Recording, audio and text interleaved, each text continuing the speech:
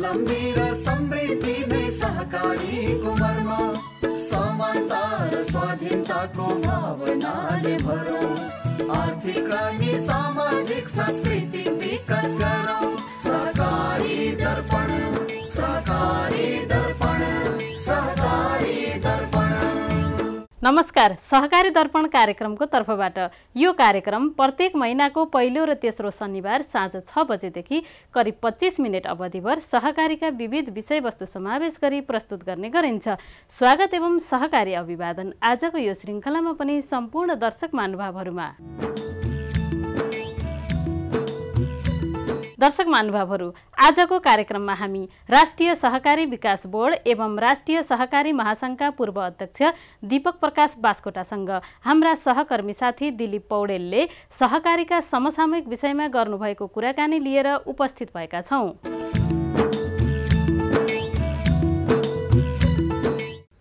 आदरणीय दर्शकबिन नमस्कार। मुलुकमा सहकारीको सङ्ख्या निकै वृद्धि भएको छ। सहकारी क्षेत्रले करिब 6 खरब रुपियाँभन्दा बढी पुँजी परिचालन गरिरहेको छ। उक्त पुँजी अपेक्षित रूपमा उत्पादनमूलक क्षेत्रमा प्रयोग नभएको गुनासो पनि आइरहेको छ। आज हामी सहकारी क्षेत्रले कसरी पुँजीलाई उत्पादनमूलक क्षेत्रमा परिचालन गर्न सक्छ, सहकारीका नियमनकारी निकायको भूमिका के हुन सक्छ र परिवर्तित सन्दर्भमा राष्ट्रिय सहकारी विकास बोर्डले कसरी काम गर्नुपर्छ भन्ने लगायतका विषयमा छलफल गर्दैछौँ। आजको यस छलफलको लागि हामीले विशेष अतिथिको रूपमा पूर्व मन्त्री राष्ट्रिय सहकारी महासङ्घ नेपालका पूर्व अध्यक्ष दीपक बास्कोटालाई आमन्त्रण गरेका छौँ। उहाँ राष्ट्रिय सहकारी विकास बोर्डको तदर्थ समिति अध्यक्ष र सहअध्यक्षको जिम्मेवारी समेत पुरा गर्नुभएको थियो। दीपक सर, यहाँलाई कार्यक्रममा हार्दिक स्वागत छ। धन्यवाद।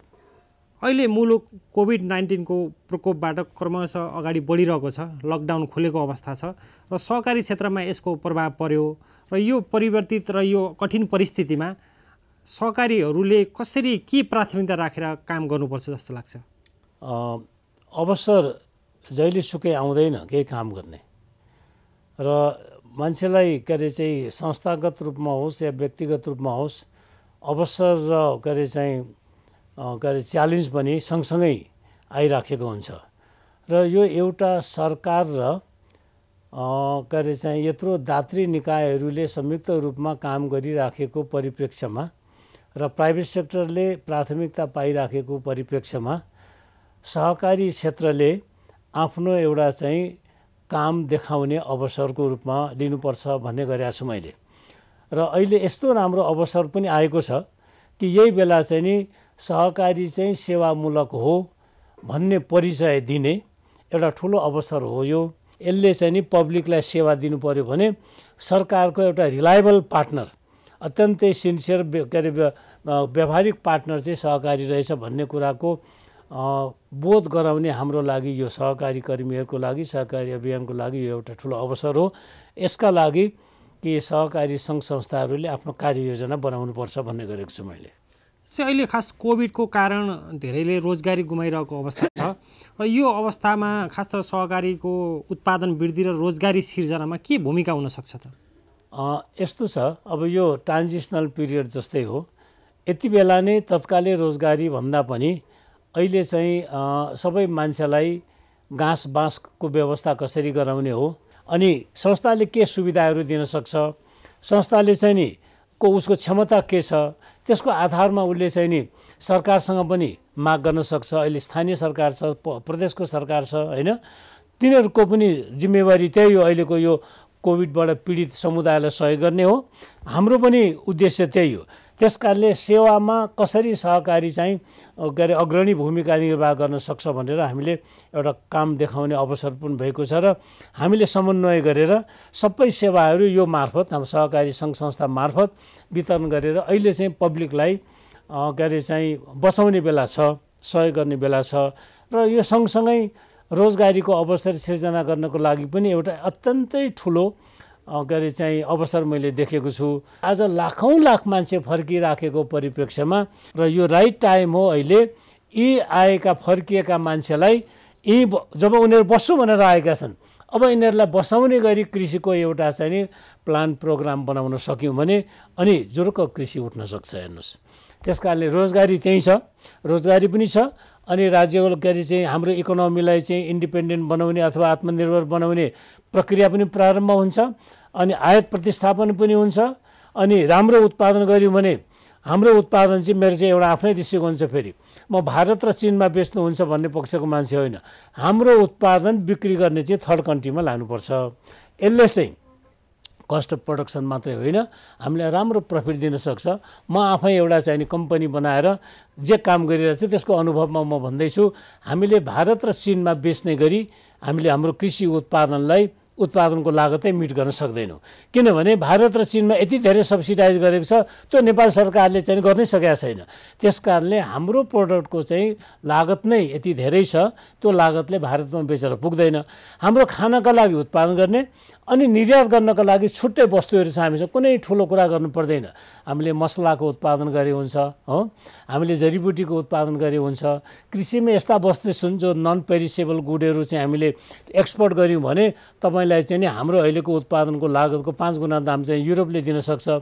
त्यस कारणले गर्दाखेरि यो प्लान बनाएर गभर्मेन्टले यति बेला सहकारीलाई मेरो सिन्सियर पार्टनर यो भनेर काम दियो भने कृषिमै पनि काम गर्ने र गैर कृषिमा काम गर्ने हजारौँ लाखौँ हजारौँ हजार सहकारी संस्थालाई लगेर काम भनेर अवसर दियो भने, जस्तो उदाहरणको लागि म भनिहालौँ न, कोरियामा कृषिलाई काम दिएको छ त, जापानमा कृषिलाई काम दिएको छ त सरकारले, मलेसियामा कृषिलाई काम दिएको छ त, इभन अमेरिकामा कृषिलाई काम दिएको छ सरकारले सहकारी मार्फत।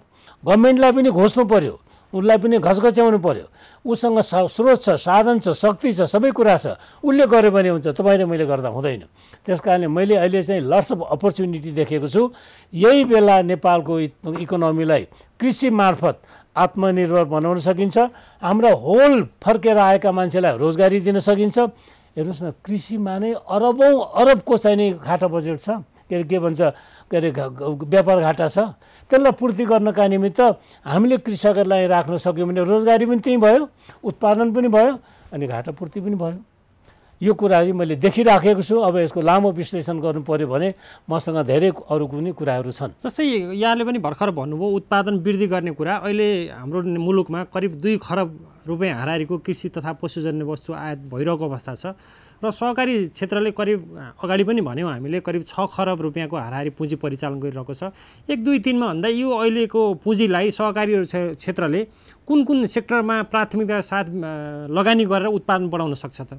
एउटा त कृषि यहाँले भन्नुभयो, त्यो बाहेक अरू कुन क्षेत्र हुन सक्छ? हेर्नुहोस्, मेरो चाहिँ फोकस अहिले केमा छ भन्दा म कृषिभन्दा बाहिर चाहिँ सहकारीलाई अहिले जाओ त्यति भन्दैनँ। कृषिसँगै रिलेटेड कृषिसँगै रिलेटेड डेरीमा जाने अनि कन्ज्युमरमा जाने अनि त्यसै गरेर उत्पादनमा जाने, प्रशोधनमा जाने, मार्केटिङमा जाने, रिसर्चमा जाने, अब के अरे बिउ बिजनमा जाने, कलेक्सन, यो सेक्टर यति अथाह सेक्टर छ जहाँ तपाईँले भन्नुभएको के अरे चाहिँ अङ्कभन्दा अरू धेरै कृषि क्षेत्रमा चाहिँ नि घाटा बजेट हामीले बिहोर्नु परेको छ। त्यस कारणले मैले सुनेको छु के अरे एउटा के अरे चाहिँ यो कुखुरालाई दाना बनाउने तपाईँको चाहिँ एउटा भटमास मात्रै 2 खरबको आएको छ। हेर्नुहोस्, त्यस कारणले भटमास भन्नुहोस्, मकै भन्नुहोस्, के छैन, सबै चिज हामी बाहिरबाट ल्याउँदैछौँ। हेर्नुहोस्, त्यस कारणले गर्दा यसलाई प्रतिस्थापन फेरि यति सजिलो छ, कुनै नयाँ कुरा गर्नै पर्दैन। अहिले हाम्रै देशमा हाम्रै कृषि क्षेत्रमा उत्पादन हुने चिजलाई हामीले किसानलाई यो उत्पादन गरेर म किनिदिने व्यवस्था मेरो उत्पादनको लागि तिमीलाई के चाहिन्छ बिउ मल म दिन्छु मात्रै भनिदियो भने सबै पुग्छ। हेर्नुहोस्, यति सजिलो छ, जहाँबाट रोजगारी पनि त्यही हुन्छ, के अरे व्यापार घाटा पनि त्यहीँबाट पूर्ति हुन्छ अनि उत्पादन वृद्धि पनि त्यहीँबाट हुन्छ। त्यसैले इकोनोमीलाई चाहिँ नि ठुलो के अरे चाहिँ एउटा दरिलो खम्बाको रूपमा पनि काम गर्न सक्छ। त्यस कारणले जानलाई सहकारी उद्योगमा हरेकमा जान सक्छ कि के अरे चाहिँ सहकारीलाई यसमा जानुपर्छ यसमा जानु पर्दैन भन्ने छैन। अब यसमा चाहिँ एउटा यसमा पनि सैद्धान्तिक प्रश्न छ। मैले आज भनेको होइन, मैले 15 वर्षदेखि नेताहरूको उपस्थिति भएको फोरममा के भन्ने गरेको छु भने तपाईँहरूले पुँजीको क्षेत्र विदेशीलाई मात्रै देख्नुभयो, तर हाम्रै दिदीबहिनी र दाजुभाइहरूले थैली र गोजीबाट निकालेको अर्थात् उनीहरूले चाहिँ दुध अन्डा बेचेको, सागसब्जी बेचेको, दैनिक जम्मा गरेको पैसा दिनमा कति के अरे हजार लाख जम्मा हुन्छ याद गर्नुभएको छ? हामीसँगै यति धेरै पैसा छ जुन स्रोत जम्मा गरेर लगानी गर्ने ठाउँ नपाएर आज सहकारीहरू चाहिँ नि त्यो प्रोफेसनलिजमको अभावमा बिग्रेका छन् र उनीहरूले चाहिँ आज के भन्छ कारबाहीमा पर्नुपर्ने अवस्था आइराखेको छ। त्यस कारणले एउटा राष्ट्रिय नीति बनाऊँ जुन राष्ट्रिय नीतिले सहकारी क्षेत्रमा जम्मा भएको पुँजीलाई राष्ट्रिय पुँजीको रूपमा संरक्षण गर्ने एउटा नीति ल्याउँ, ऐन ल्याउँ। त्यो आयो भने चाहिँ अनि त्यो पुँजीलाई संरक्षण गर्ने पनि यहीँ छ, पुँजी कहीँ जानु पर्दैन। त्यो संरक्षित भयो त्यो पुँजी भयो भने बचत अझै बढ्छ। हेर्नुहोस् अहिले मान्छेले डराएर बचत कम गर्न लागेका छन्, कम गर्दैछन्। यसलाई चाहिँ नि सरकारले जिम्मेवारी लिइदिएको छ या इन्सुरेन्स छ या सरकारको चाहिँ नेसनल पोलिसीभित्र परेको छ। हामीले बचत गर्दाखेरि त्यहाँ सुरक्षित छ भन्ने एस्योरेन्स तपाईँले दिनुहोस्। हामीलाई चाहिँ यो वर्ल्ड ब्याङ्क एडिबी नै चाहिँदैन। हेर्नुहोस् त्यति बढी पुँजी छ, त्यति कमाउन सक्छन्। सरकारको आगामी आर्थिक वर्षको 77-78 को बजेटमा सहकारी क्षेत्रलाई परिचालन गर्ने एउटा कार्यक्रम ल्याइरहेको अवस्था छ। तर सहकारीहरूले पनि आफूले केही गरेर त देखाउनु पर्ने बेला आएन र? त सहकारीलाई उपयोग गर्ने सरकारको त्यस्तै पोलिसी चाहियो नि त। सहकारीहरूले पनि खोज्नु पर्यो। सहकारी खास गरी अब कृषिको पनि चाहिँ केन्द्रीय सङ्घ छ, कन्ज्युमरको केन्द्रीय सङ्घ छ, डेरी पनि केन्द्रीय सङ्घ छ, अन्य चाहिँ स्पेसलाइज फलफुल तरकारीका पनि केन्द्रीय सङ्घ छन्। यिनीहरूले पनि आफ्नो बिजनेस सिक गर्नु पर्यो गभर्मेन्टसँग। महासङ्घले कोअर्डिनेट गरिदिनु पर्यो, मन्त्रालयले समन्वय गरिदिनु पर्यो। ल तिमीले यो काम गऱ्यो भने म त्यहाँ साथमा छु। सरकारले सपोर्ट गर्ने मोडल कुनै न कुनै हिसाबमा हामीले चाहिँ सिक गर्न खोज्न सक्छौँ। त्यस कारणले तिमी यो काम गर, म यो लेभलको सपोर्ट गर्छु भने गभर्मेन्टले भन्यो भने त आउँछ नि त, आउँदैन त? जस्तै यहाँ आफै पनि यो अर्ग्यानिक कृषि उत्पादन अभियानमा लागिरहनु भएको छ। अब सरकारको एउटा पाटो हुँदै भयो, त्यस सँगसँगै सहकारीले पनि आफ्नो दायित्व पुरा गर्नु पर्यो। यो अर्ग्यानिक उत्पादन वृद्धि गर्ने अभियानमा सहकारीलाई कसरी जोड्न सकिन्छ त? अब यसमा पनि धेरै सहकारीसँग म कुरा गर्छु। अहिले सहकारीहरूको ध्यान अब यही होला, सायद उहाँहरूको वैकल्पिक प्रोग्रामहरू रिलायबल रूपमा गभर्मेन्टले दिन नसकेर, महासङ्घले दिन नसकेर, आफ्नो केन्द्रीय सङ्घले दिन नसकेर पनि उनीहरू पनि एक्लिएका होलान्। मलाई जहाँ बोलाउँछन् त्यहाँ कुरा गर्छु म, तपाईँहरू अर्ग्यानिकमा जोडिनुहोस्, जति सक्नुहुन्छ आफ्नो मेम्बरलाई त शुद्ध खुवाउनुहोस् भनेर भन्छु। त्यति ध्यान दिएर लागिराखेको म देखेको छुइनँ। अत्यन्तै सरल छ, सजिलो छ। हरेक बचत ऋण लिने मात्रै पनि अर्ग्यानिकलाई प्रमोसन गर्न सक्छ। मैले चाहिँ अर्ग्यानिक मात्रै ल्याएर आफ्नो मेम्बरलाई खुवाउने, उत्पादन गराउने भने काममा लाग्न सक्छ। सबै लाग्यो भने एकदमै राम्रोसँग गर्न सकिन्छ। र अहिले धेरै संस्थाहरू अर्ग्यानिकमा लागेका छन्, सुरु गरेका छन् भर्खर। र तिनीहरूले अर्ग्यानिकले अलिकति मार्केटको एउटा चाहिँ म्यानेजमेन्ट भएको छैन। अब तिनीहरूको प्रचार प्रसार भएको छैन। प्रचार प्रसार पनि हाम्रो महँगो छ, उनीहरूले त्यो गर्न सकेका छैनन्। त्यस कारणले अब हामी आफैले एउटा चाहिँ मैले अहिले यो अर्ग्यानिक एसोसिएसन पनि खोलेर सुरुवात गर्दैछु। त्यहाँबाट पनि मेलासेला गर्ने, प्रचार गर्ने कामहरू हामी गरिराखेका छौँ अहिले। र अहिले अर्ग्यानिकको एवारनेस चाहिँ एकदमै राम्रो बढेर आएको छ। अब उसलाई दुईवटा कुरा छ, उत्पादन गर्यो भने त्यसले बेच्ने ठाउँ देखाएको छैन, कन्ज्युमरले किन्ने ठाउँ देखाएको छैन।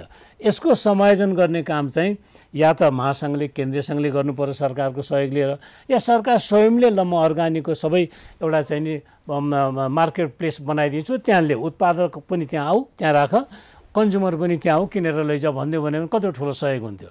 अरू देशमा यस्तो गरेका छन् र यो यहाँ भएको छैन, हामी कहाँ भएको छैन। हेर्नुहोस् जस्तै यहाँले मार्केट चेनको कुरा गर्नुभयो। अहिले पछिल्लो चरण हामीले हेर्दा विशेष गरी यो दुग्ध उत्पादक सहकारीहरूले किसानदेखि बजारसम्म लिङ्केज गर्नको लागि एउटा काम गरिरहेको अवस्था देखिन्छ। यसलाई तरकारीमा अलिकति कम देखिन्छ। यसलाई पनि त्यो सहकारी मार्फत चाहिँ एउटा मार्केट चेन डेभलप गर्न सकिन्छ कि? अहिले यो कोभिड-19 को प्रारम्भ पछाडि केही सहकारीहरूले अब यो necessity is the mother of invention भन्छ नि होइन, खोज्दै जाँदाखेरि एउटा थाहा पाइन्छ नि। अहिले चाहिँ कसरी अब उत्पादन गरेको उपज बिक्री भएन भन्ने गुनासो आयो, उपभोक्ताले पाइन भन्ने आयो।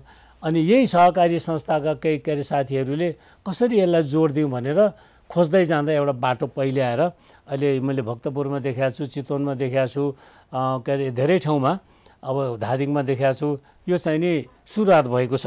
उत्पादक कहाँबाट सामान उठाइदिने अनि उपभोक्तालाई चाहिँ घर घर पनि पुर्याइदिने र कुनै ठाउँमा एउटा मार्केटमा पुर्याइदिने, यस्ता यस्ता कामहरू इनोभेसनहरू सुरु भइसकेका छन्। त्यसमा कोअपरेटिभ पनि लाग्नुपर्छ। यति बेला कोअपरेटिभलाई ब्याकअप गर्ने बेला चाहिँ सरकारले यही हो। सरकारले महासङ्घहरू क्रियाशील हुनु पर्यो, सरकारले सपोर्ट गर्नु पर्यो। सहकारी क्षेत्रलाई राम्रो काम पनि भइरहेछ र केही समस्याहरू पनि छन्। विशेष गरी सहकारी क्षेत्रमा कस्तो प्रकारका समस्या र चुनौती देख्नुहुन्छ त?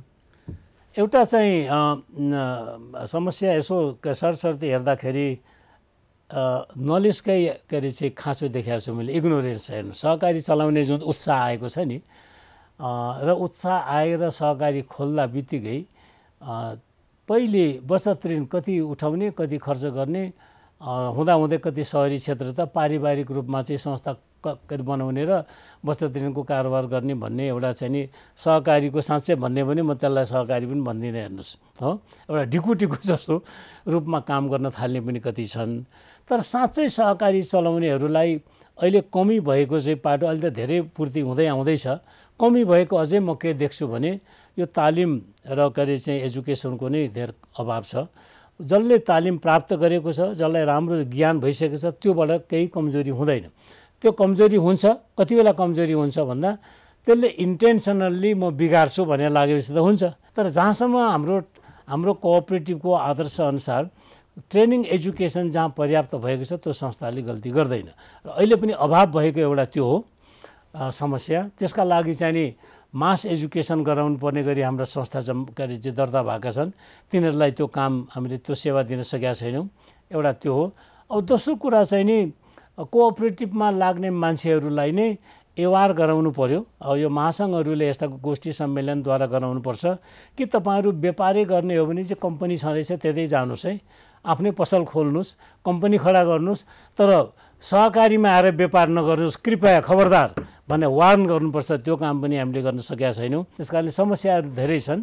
अब यसलाई चाहिँ सही समाधानको बाटोपट्टि हामी अलि आफै पनि लाग्न सकेका छैनौँ कि।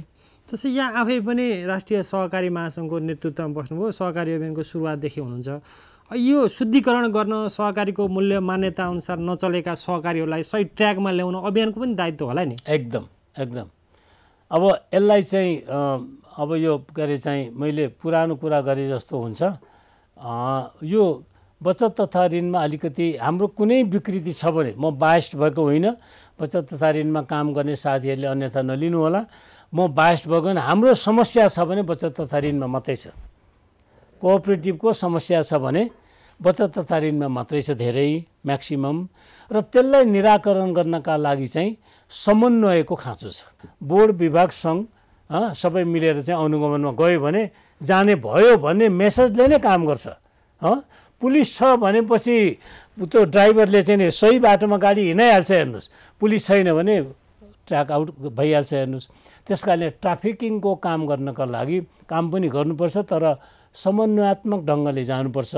यहाँ राष्ट्रिय सहकारी विकास बोर्डको तदर्थ समिति स्थापना कालमा तदर्थ समिति अध्यक्ष हुनुभयो, त्यसपछि सदस्यको भूमिका आफ्नो जिम्मेवारी पुरा गर्नुभयो।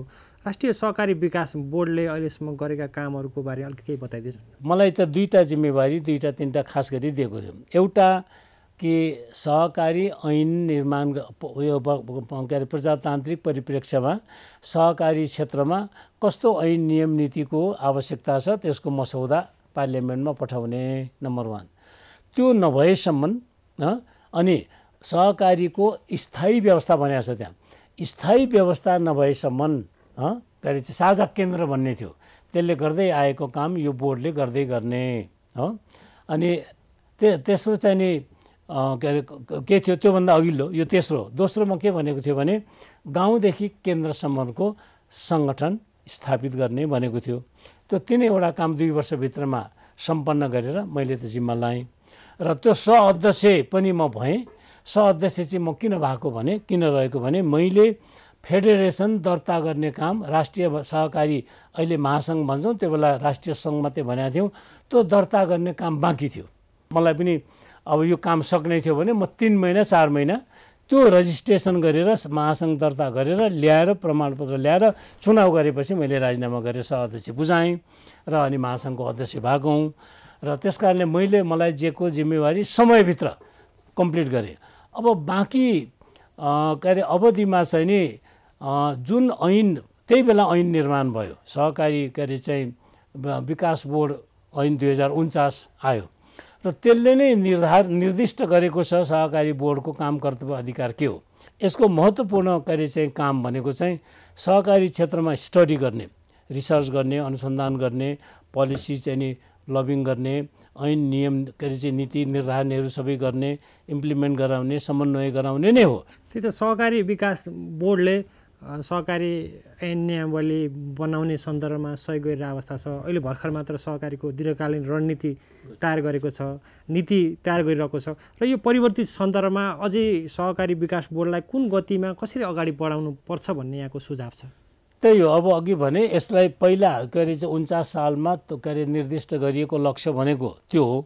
अब यसलाई अहिलेको परिप्रेक्ष्यमा अझै के अरे चाहिँ वैज्ञानिक बनाउन सकिन्छ, अझै परिमार्जित बनाउन सकिन्छ। त्यसका लागि चाहिँ डिस्कसन नै गर्नुपर्छ, छलफल गर्नुपर्छ।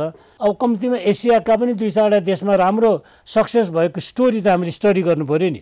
त्यसका आधारमा सहकारी विकास बोर्डको औचित्य र आवश्यकता अनि यसको चाहिँ राइट एन्ड ड्युटिजलाई हामीले चाहिँ फेरि एमेन्ड गर्न सक्यौँ भने अनि यसले चाहिँ नि राम्रो काम गर्न सक्छ। हामी कार्यक्रमको अन्त्यमा आइपुगेका छौँ। यहाँले पुस्तक लेख्दैछु पनि भन्नुभयो। अब त्यो पुस्तकमा के छ हामी पछि पढौँला, तर बुदागत हिसाबले भन्दा अब सहकारीको भावी मार्गदर्शन अथवा भावी कार्यदेश के हुनुपर्छ त? कोअपरेटिभमा लाग्ने मान्छे यस्तो डाइनामिक र डेडिकेटेड लिडर हुनु पर्यो। अघि मैले भने सुरुमा म व्यापार गर्ने, कमाउने, आर्जन गर्ने हो भने चाहिँ कृपया सहकारीमा प्रवेश नगरे हुन्छ। म समाजको लागि, सोसाइटीको लागि काम गर्न आएको हुँ भनेर त्यो डेडिकेसन लिएर आउने हो भने अलवेज वेलकम। र त्यो मान्छे त्यस्तो भिजन भएर आएको मान्छेले संस्था बिगार्दैन। त्यस कारणले हामीलाई त्यो लिडर कस्तो चाहियो भन्दाखेरि सिन्सियर कोअपरेटिभ लिडर चाहियो। हामी कार्यक्रमको अन्त्यमा आइसकेका छौँ। टेलिभिजन हेरिरहेका आम सहकारी कर्मीहरूलाई संक्षिप्तमा यहाँले के भन्न चाहनुहुन्छ? म टेलिभिजनका के अरे सारा सहकारी दर्शकहरूलाई र अन्य के अरे चाहिँ के अरे चाहिँ नन कोअपरेटर्सहरू दर्शकहरू सबैलाई आग्रह गर्न चाहन्छु। सहकारी संस्था भनेको चाहिँ यो के अरे सामूहिक सेवाका लागि, यद्यपि हामी त्यसलाई दिगो विकास भन्छौँ अथवा सस्टेनेबल प्रोग्रामहरू ल्याएर चाहिँ व्यवसाय पनि गर्छौँ, यसलाई एउटा इन्टरप्राइज पनि भन्छौँ। इमान्दार साथ लागेर काम गरौँ भन्ने म सबैलाई आग्रह गर्न चाहन्छु। र सदस्यहरूलाई आफूले लिने सेवाका लागि जुन सेवा जहाँ जरुरी छ त्यहाँ गएर चाहिँ सदस्य लिनुहोस् भनेर सबैलाई भन्न चाहन्छु। र सरकारलाई फेरि सम्झाउन चाहन्छु त त्यस काम के अरे चाहिँ नीति सरकारले पनि लियोस् भन्ने म शुभकामना दिन चाहन्छु। यहाँको महत्त्वपूर्ण समय समाजको लागि धन्यवाद। दर्शक महानुभावहरू, यो कार्यक्रम तपाईलाई कस्तो लाग्यो?